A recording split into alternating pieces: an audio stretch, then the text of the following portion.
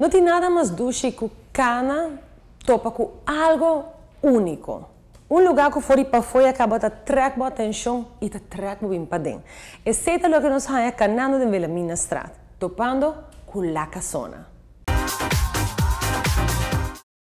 Ubicada a banda de l'Ajax Building de Wilhelmina Straat, um edifício de praticamente 300 anos, La Casona Bar e Restaurant está charming. Charming den todo sentido de palavra e aceita anche una visione panoramico di sua proprietaria. Para mim, a comida é arte, não? Então, vai diferente no país, tour, rondo do mundo, para sentir o sabor, a essência. Me hobby detalhista e me gusta escolher, a escolhência de tudo coisas de tradição de cada pueblo como vai. Tour caminha Europa, Ásia, América, não? Então, aceita plasmar aqui na La Casona com touch caribenho, arubiano, não? Turcos, lo qual quer, nós temos para preparar. E coisas que nós temos, mas vai tour caminha tour parte do mundo, mas três coisas orgânico, não? Tour spices orgânicos para comida que nós está preparar. Então, aceita assim La Casona, lugar hobby especial.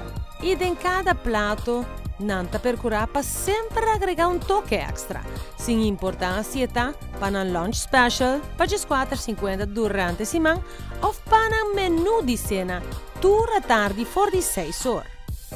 Estobá, pero elegante. Turco está com elegância aqui e, por supuesto, o sabor está único. De maneira, se está come steak, não?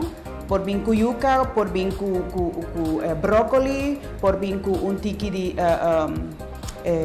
shrimp à la provençal, depende, está o touch, não? Vou por tour caminha, lo qual vou quer de maneira simple, mas elaborada em um prato.